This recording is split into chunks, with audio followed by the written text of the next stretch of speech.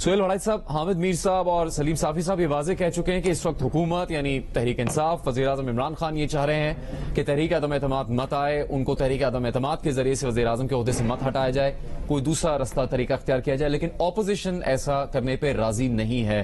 آپ کو کیا لگ رہا ہے اس صورتحال میں کہ کیا ہو سکتا ہے اگلے 2 دن میں، اور اپوزیشن کی حکمت عملی کیا ہوگی؟ جی، میرے علم میں بھی یہ بات آئی تھی کہ 2 وزراء جو تھے وہ گئے تھے اسٹیبلشمنٹ کے کچھ اہم لوگوں کے پاس، اور ان سے کئی دن پہلے سے یہ ریکویسٹ کر رہے ہیں کہ آپ برائے مہربانی اس چیز کو روکیں، اور عمران خان صاحب جلدی الیکشن کروانے پہ تیار ہو جائیں گے، اسمبلی ڈیزالو کرنے پر تیار ہو جائیں گے۔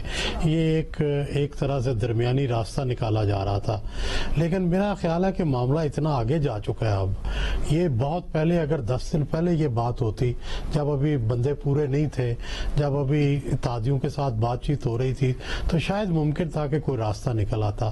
اب میرا خیال ہے کہ اتنی دور تک معاملات چلے گئے ہیں، معاہدے ہو گئے، معاملات طے پا گئے، اب اس کے بعد یہ توقع کرنا کہ سارا کچھ پیچھے چھوڑ کے اور اس کے بعد دوبارہ سے جو ہے وہ عمران خان کی کمٹمنٹ پر یقین کر کے تحریک عدم اعتماد واپس لی جائے گی، مجھے بڑا مشکل لگتا ہے۔ مجھے نہیں لگتا کہ ایسا ہوگا۔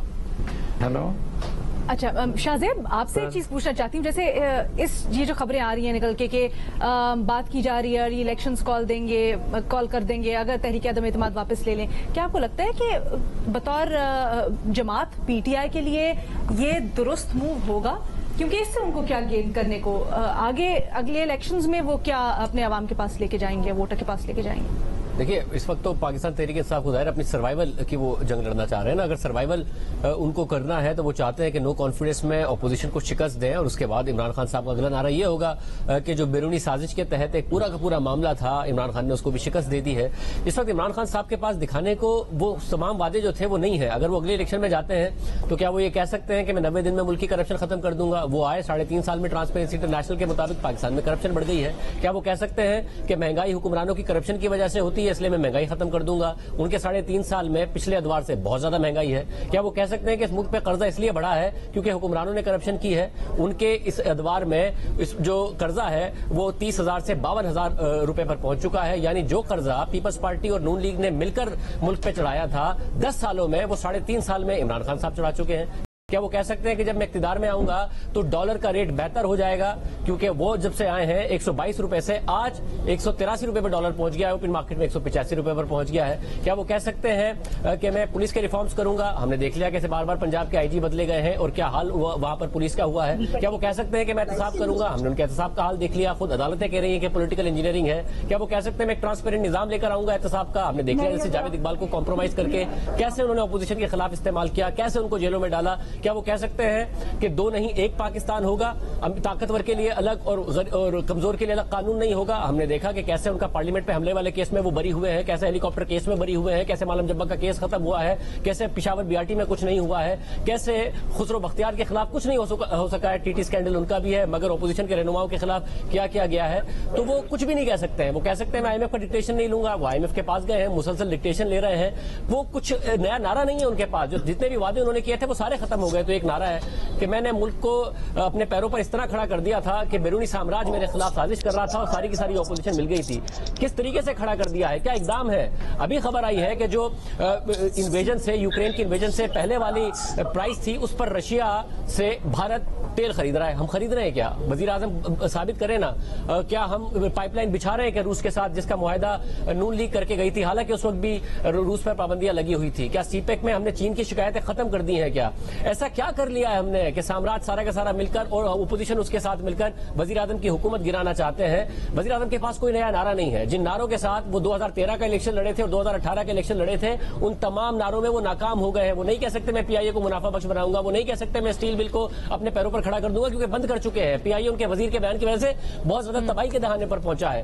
تو جتنے وعدے کیے تھے وہ سارے زائل ہو گئے ہیں۔ نہیں کہہ سکتے میں ایک ایسی ٹیم لے کے آؤں گا جو زبردست ریولیوشن لے کر آئے گی۔ 3 وزیر خزانہ بدل چکے ہیں۔ ہمیں بتاتے تھے کہ اسد عمر اس ملک کے معاشی مسائل کا حل ہے، اسد عمر کو شروع کے 8 مہینے کی حکومت میں ہٹا چکے ہیں، پھر اس کے بعد حفیظ شیخ کو ہٹا چکے ہیں، پھر شوکت ترین کو لگا چکے ہیں، اور یہ دونوں وزراء خزانہ ہیں جو کہ پیپلز پارٹی کے وزراء خزانہ تھے۔ تو کچھ نہیں ان کے پاس نیا نعرہ سوائے اس کے کہ میرے خلاف سازش ہوئی تھی اور امریکہ نے کی تھی، کسی بیرونی سازش کے تحت یہ अपोजिशन इस्तेमाल हुई थी, तो उस नए नारे को अगले इलेक्शन की तैयारी के लिए इस्तेमाल कर रहे हैं। बेनजीर शाह ने भी हमें ज्वाइन किया है। शाहजेब साहब ने जो बातें सामने रखी, बेनजीर अगर इलेक्शन में भी जाना पड़े तहरीक इंसाफ को तो वाज़े नजर आ रहा है कि उनके पास इलेक्शन में आवाम के साथ वादा करने के लिए मजीद कुछ नहीं, क्योंकि किसी भी वादे पे मुकम्मल तौर पर अमल दरामद तहरीक इंसाफ वज़ीर-ए-आज़म इमरान खान की हुकूमत कर नहीं सकी है।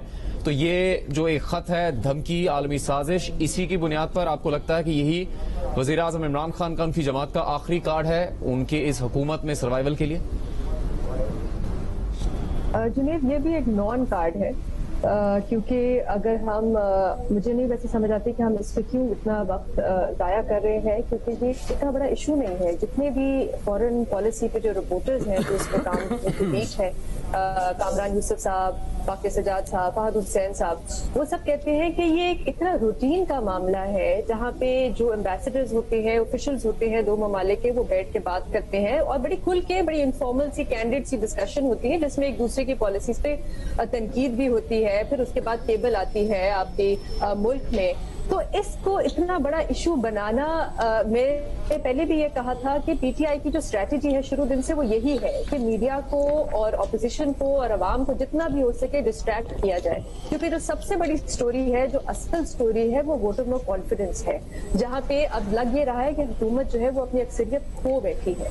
तो मैं जरा वापस इस स्टोरी पे आना चाहूंगी और मेरे पास जो आज क्योंकि जो इतलात मिली है मुझे, उसमें मैं थोड़ा सा बताना चाहूंगी कि एक तो क्योंकि पंजाब में अभी बहुत ज्यादा एक्टिविटी हो रही है और परवेज इलाही साहब जो है वो उम्मीदवार है, वो सीएम का इलेक्शन लड़ने जा रहे हैं। तो आज शहबाज शरीफ साहब ने परवेज इलाही साहब को एक मैसेज भेजा है किसी के थ्रू कि आप जो है वो इस पे जरा दोबारा गौर करें और ये अपना फैसला वापस ले लें और आप सीएमशिप की तरफ ना जाए। जो परवेज इलाही साहब ने रिजेक्ट कर दी ऑफर और उन्होंने एक काउंटर ऑफर भेजी है ऑपोजिशन को, जिसपे उन्होंने कहा है कि आप अगर कोई उम्मीदवार मेरे खिलाफ नहीं खड़ा करते तो मैं पीपल्स पार्टी को और मुस्लिम लीग नून को पंजाब की काबीना में मिनिस्ट्रीज भी दूंगा, जो ऑपोजिशन ने अब रिजेक्ट कर दी है। तो अब ऑपोजिशन का जो फैसला अब तक जो है वो ये है कि परवेज इलाही साहब के खिलाफ जो उम्मीदवार खड़ा किया जाएगा वो होगा पीटीआई के जो नाराज अरकान है, एमपीएस जो है पंजाब में, उनमें से किसी एक को नामजद किया जाएगा इस पोजीशन के लिए। दूसरी चीज जो आज बात हुई है वो कुछ फ्यूचर की बात हो रही है कि जो अब अगली ऑपोजिशन की हुकूमत बनेगी उसमें मिनिस्ट्रीज जो है वो डिवाइड कैसे होगी। और पीपल्स पार्टी ने जो आज प्रपोजल दिया है ऑपोजिशन को वो ये है कि उनको फॉरेन मिनिस्ट्री चाहिए, जो वो चाहते हैं कि बिलावल भुट्टो जरदारी को फॉरेन मिनिस्टर बनाया जाए, और अगर बिलावल भुट्टो साहब ये एक्सेप्ट नहीं करते तो हिना रबानी खर को। दूसरी जो दो ने मिनिस्ट्रीज मांगी है वो है आईटी और कम्युनिकेशंस, और एक और जो फैसला हुआ है वो ये कि आरिफ अलवी साहब को सदर जो है वो उनको हटाया नहीं जाएगा और वो अपनी टर्म जो है मुकम्मल करेंगे। बड़ी अहम मालूमात है, बहुत सी अहम पेशरफ्त है इसमें बेनजीर आपने हमसे शेयर किया, शुक्रिया इसके लिए। इरशाद भट्टी साहब, जो शाहजेब साहब ने चीजें सामने रखी, तहरीक इंसाफ और इमरान खान साहब के पिछले इक्तदार में आने से 7 साल पहले के सारे वादे किसी पे भी वो अमल कर नहीं सके, तो इलेक्शन में भी जाएंगे तो क्या बताएंगे आवाम को? शुक्रिया मैडम शेख, और आप मैं समझा भूल गए हैं, लेकिन इस सवाल के जवाब आपको में तो नहीं मुझे भूल सकते भट्टी साहब, दिल कर रहा था कि कहूं कि नेक्स्ट क्वेश्चन कह दूं, लेकिन वो कह नहीं सकता, वो मैं नहीं कह पाता। जो मुल्क में इस वक्त हो रहा है उसमें तो आपको कोई भी नहीं भूल सकता भट्टी साहब। हाँ, नहीं नेक्स्ट क्वेश्चन करें, यानी चलो छोड़े। भट्टी साहब को इन्फॉर्मेशन तो दे दें, चले नेक्स्ट क्वेश्चन में कोई इन्फॉर्मेशन तो दे, हो क्या रहा है, क्योंकि ऑपोजिशन भी ये कह रही है कि जो एनआरओ मांग रहे हैं क्या है, क्या वाकई कुछ ऐसा है जिसकी वजह से बुजरा इतने कॉन्फिडेंट नजर आ रहे हैं? देखिए, इस पे भी आता हूं। पहले तो आपने जो एक लंबी चार्जशीट पेश की, ये बिल्कुल सच पर मबनी है कि इमरान खान साहब जिन वादों पे आए थे, जिन दावों पे आए थे, जिन नारों पे आए थे, वो जो था वो बिल्कुल ठीक कह रहे हैं, वो पूरे नहीं कर सके। Bad governance, bad performance, miss management नजर आई, right people for right job नजर न आया, और होमवर्क नहीं था।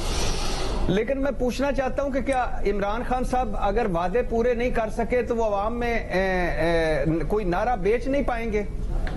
بیچ سکیں گے. سر یہ ملک بڑا زرخیز ہے. نواز شریف صاحب 8 ہفتے کے لیے علاج کے لیے باہر تشریف لے گئے تھے اور اسی ایون فیلڈ میں بیٹھے ہیں جس کا وہ حساب نہیں دے سکتے. بھٹی صاحب آپ کے پاس واپس آئیں گے. اس بات کو آپ کنٹینیو کیجئے گا. قومی سلامتی کمیٹی کا اجلاس ختم ہوا ہے. ایاز اکبر یوسفزئی جیو نیوز کے نمائندے, ان سے اس بارے میں بات کریں. ایاز, کیا تفصیلات ہیں آپ کے پاس؟ دیکھیں جی, قومی سلامتی کمیٹی کا اہم اجلاس وہ ختم ہو چکا ہے, جس میں عسکری حکام کے ساتھ ساتھ وفاقی وزراء بھی تھے, نیشنل سیکورٹی ایڈوائزر بھی تھے. چونکہ اس کمیٹی میں وزیر خارجہ شاہ محمود قریشی نے بریفنگ دینی تھی اس مبینہ دھمکی آمیز خط پر, لیکن وہ ملک سے باہر ہونے کی وجہ سے فارن آفس کے جو وزارت خارجہ کے اعلی حکام ہیں انہوں نے تمام جتنے بھی کمیٹی کے ممبران ہیں ان کو بریفنگ دی ہے اور خط کے جو مندرجات ہیں ان کے حوالے سے جو ہے وہ بتایا گیا کمیٹی ممبران کو. اس حوالے سے تاحال ابھی تک کوئی گورنمنٹ آفیشیل ہمارے پاس ورژن نہیں آیا کہ مزید کون کون سی چیزیں اس کے اندر ڈسکس ہوئی ہے, لیکن یہ بتایا گیا ہے ذرائع سے کہ تمام جو ایک مبینہ خط کے حوالے سے بتایا جا رہا ہے وہ خط اب نیشنل سیکورٹی کمیٹی کو پیش کر دیا ہے اور تمام جو اس کے پوائنٹس تھے وہ تمام ممبران سے جو ہے وہ شیئر کر لیے گئے. جی بہت شکریہ آپ کا. ایاز اکبر یوسفزئی قومی سلامتی کمیٹی کے اجلاس ختم ہونے کے بعد تفصیل بتا رہے تھے. اس سے پہلے ہماری گفتگو جاری تھی. ارشاد بھٹی صاحب, آپ کے پاس ہی واپس آئیں گے. آپ کو سر یہ کمال مہارت حاصل ہے کہ جس شخصیت سے متعلق آپ سے سوال کیا جائے آپ بڑی تیزی سے اس سے مڑ کر کسی دوسری طرف چلے جاتے ہیں. تو آپ نواز شریف کی بات کر رہے ہیں, ان پہ بھی یہاں بہت تنقید ہو چکی ہے. پیناما پیپرز پاکستان میں جنگ گروپ جیو ٹیلی ویژن نیٹ ورک ہی سامنے لایا تھا.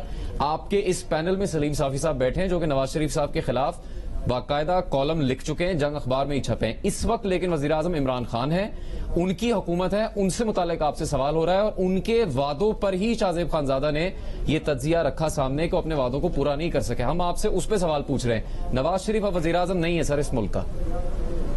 بڑی مہربانی سر جنید صاحب, آپ نے مجھے یاد کروایا. میں سمجھا کہ شاید نواز شریف ہے وزیر اعظم اور عمران خان. لگ یہی رہا تھا سر, آپ کی باتوں سے لگ یہی رہا تھا کہ نواز شریف کو آپ وزیر اعظم سمجھتے ہیں, لیکن آپ کو ہم نے کہا بتا دیں کہ عمران خان صاحب ہے وزیر اعظم. سر ان پہ بات کر لیتے ہیں.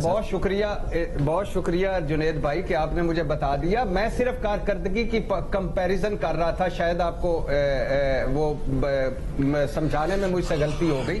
کمپیریزن کر رہا تھا کہ کارکردگی فار ایگزامپل یہاں اس ملک میں کارکردگی جو نعرے مار کے دعوے کر کے وعدے کر کے حکمران حکومت میں آتے ہیں, کیا وہ اپنی پرفارمنس ان کی نہ بھی ہو تو کیا وہ اس کے بعد پاپولر نہیں رہتے؟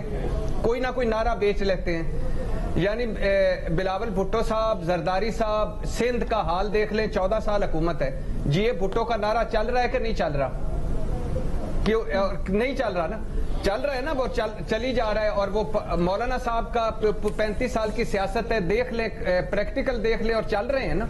تو عمران خان صاحب کیا بیچیں گے؟ سوال یہ تھا کہ جب حکومت آگے جائیں گے تو عمران خان صاحب بیچیں گے یہی یہ جو خط, یہ جو مراسلہ, یہ جو امریکہ کی یا کسی ملک کی سازش, یہ مغرب کو میں نے کہا ہم تمہارے غلام ہیں, مجھے مدت پوری نہ کرنے دی گئی, میں نے اب ریلیف دینا شروع کیا. یہ سارے اکٹھے ہو گئے جمہوریت کے نام پہ, پاکستان کے نام پہ.